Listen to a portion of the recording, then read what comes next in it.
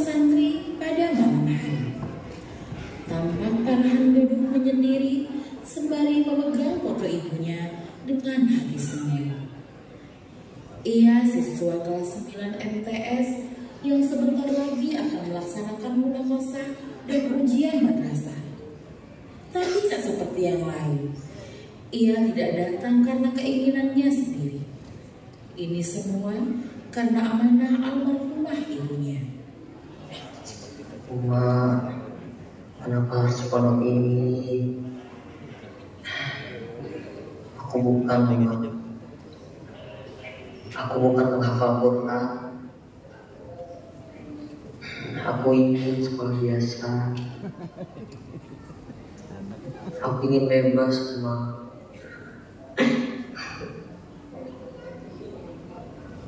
Masih belum goreng kawan. Goreng di sini kan percuma. Mimpi aja kan gak bisa bebas. Di kelas, saat mata pelajaran tahfiz keesokan harinya. Assalamualaikum warahmatullahi wabarakatuh. Waalaikumsalam warahmatullahi wabarakatuh. Anak-anak, hari ini kita mulai setoran yang baru ya. Yang belum nyetor segera persiapkan dirinya. Umar, kamu siap jika duluan? Baik Ustaz. Loh, Farhan mana? Gak tahu Ustaz, tadi subuh masih di kamar. Goreng pasti itu. Pasti aja. Sudah, tenang dulu semuanya. Umar, bisa tolong kamu cekkan Farhan di kamarnya? Baik Ustaz. Han, kelas sudah mulai. Ika bicara Ustaz sana. Ayo Han, pada nyaman loh Ustaz. Aduh, urus jauh sama serangan sana. Begitulah keadaan Farhan setiap harinya. Selalu bermalas-malasan. Jika tidak tidur di kelas, ia akan tidur di asrama atau di mana saja, asalkan tidak mengapa. Bukan hanya itu, Farhan juga kerap kabur saat setoran, pura-pura sakit, dan yang paling parah adalah Astagfirullahaladzim Farhan, kamu nih kantungan mereka itu ini di Quran, lagi main-main. Menurut pertanyaan di sini kan maksa, Ustaz ini kan sudah meriksa langsung. Tapi kadang ini juga kan, ingat cerita orang tua ikan punah, bisa lah sampai campur. keesokan harinya. Farhan dipanggil ke kantor Ustaz Malik setelah beliau mendapat laporan dari Umar dan Ustaz Soleh selaku pengurus asrama. Terlihat Ustaz Soleh dan Ustaz Malik berbincang serius. Tidak lama masuklah Farhan. Ustaz Soleh pun keluar untuk menjemput ayah Farhan yang baru saja sampai ke pondok. Ayah Farhan dipanggil pihak pesantren akibat pelanggaran yang dilakukan Farhan. Farhan, ini serius. Kamu telah melanggar dua hal besar, yaitu menipu dan melecehkan amanah hafalan. Sanksi terberatnya, kamu tidak bisa ikut munakosah tahun ini. Jadi apa gunanya lo di sini? Semua ini bukan kemauan mulut, mama yang maksa. Sekarang beliau udah nggak ada. Buat apa lo untuk di sini? Tak berselang lama, pintu terbuka. Masuklah ayah Farhan yang terlihat letih. Farhan terkejut melihat ayahnya. Ustaz, benarkah Farhan melakukan ini semua? Menipu, memasukkan tanda tangan. Astagfirullahaladzim Farhan, Abah sangat kecewa sama kamu nak. Maafkan kami Pak, tapi kami perlu memanggil orang tuanya agar mengetahui langsung. Farhan, nak, ini bukan kamu yang Abah kenal Farhan. Uma kamu menitipkan kamu di sini untuk menjadi orang yang jujur, yang kuat. Kalau kamu kecewa, kenapa tidak bicara kepada Abah atau kepada abangmu? Abah ini kerja siang malam nak, bukan untuk melihat kamu begini Farhan. Maaf, Abah. Tetapi Farhan sudah tidak kuat. Abah tidak pernah membayangkan harus dipanggil ke pondok karena hal seperti ini, Farhan. Menipu, memasukkan tanda tangan, tidak setoran hafalan selama berbulan-bulan, Farhan. Abah ini bukan orang hebat, nak. Abah cuma pekerja kasar yang tidak sempat temani kami belajar. Tapi Abah dan Uma sepakat satu hal sebelum Uma pergi. Kami ingin kamu dan Abahmu tumbuh menjadi anak yang dekat dengan Al-Quran. Kamu tahu kenapa Om berharap begitu? Karena hidup ini tidak selalu mudah, Han. Abah tahu mungkin kamu belum siap, belum rela. Mungkin kamu merasa ini semua paksaan. Tapi kamu pikir kita ini hidup buat apa, nak? Abah bangga sama kamu, Farhan. Bukan saat kamu sempurna, tapi saat kamu perbaiki kesalahanmu itu. Itu baru laki-laki sejati, Farhan. Itu baru anak yang membawa berkah untuk kedua orang tuanya.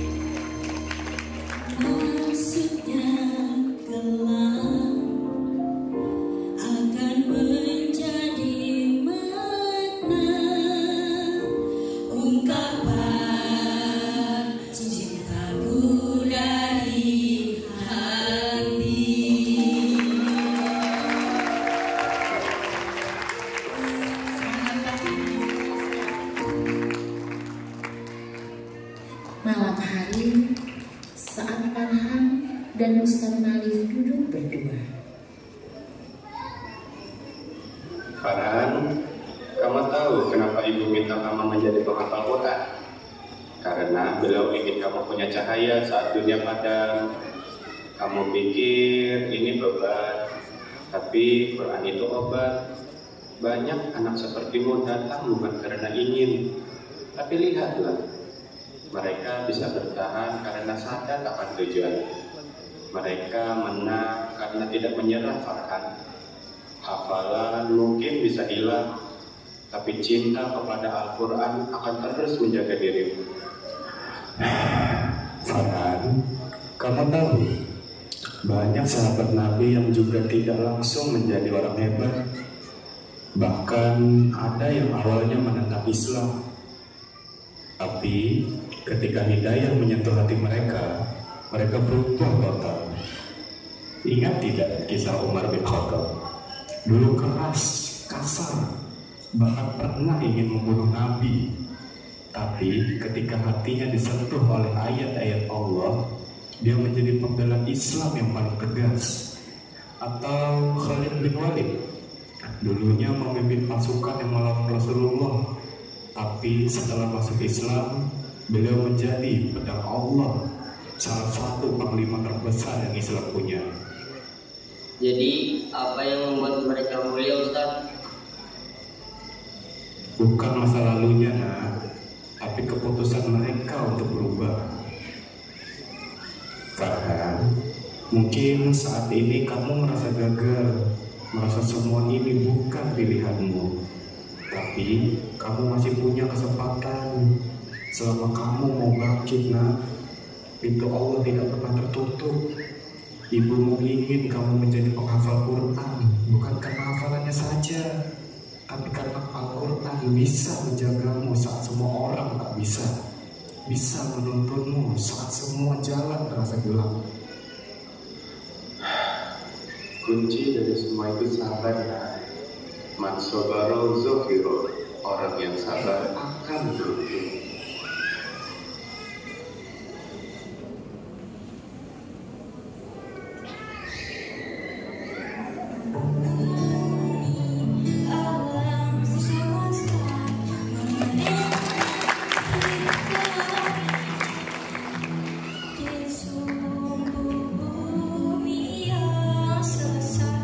Jiwaku di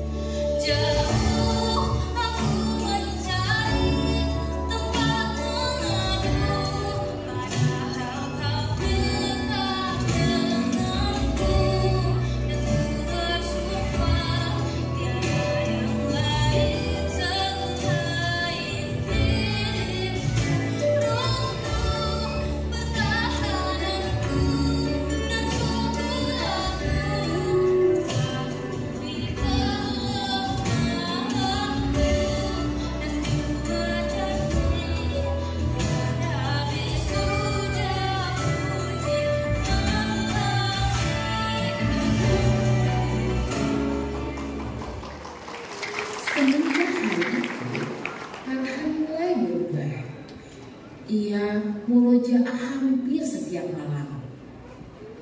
Ia meminta maaf kepada Ustadz dan Umar serta mengulang setorannya tahap demi tahap.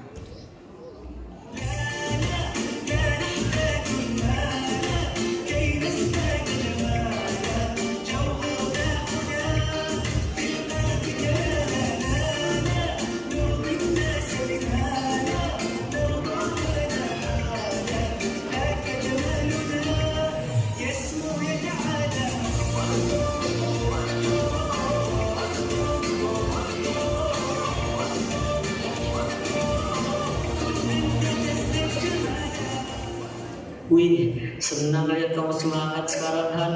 Keren. Ini belum cukup, Mar. Aku ingin ayah dan ibu bangga. Aku ingin Allah ridho. Terima kasih ya sudah sering mengingatkan aku.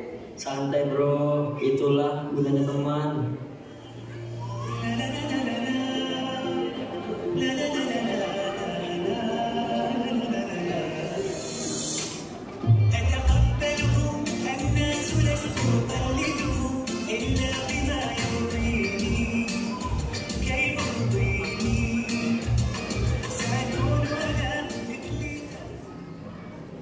Pagi itu, Farhan dipanggil Ustadz Soleh ke kantor karena ada telepon dari abangnya.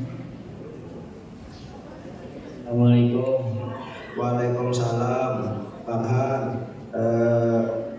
kamu jangan panik lah. Abang mau menyampaikan, abang kecelakaan tadi pagi pas abang pulang begawi. Buaya ini dirawat di rumah sakit. Innalillahi. Lu harus beli buah ini, Kak. Farhan, abang sudah sadar sekarang dan bilang ke abang, kamu gak usah bulik. Abang cuma ingin kamu terus lanjutkan hafalan. Itu amanah Umar juga. Allah.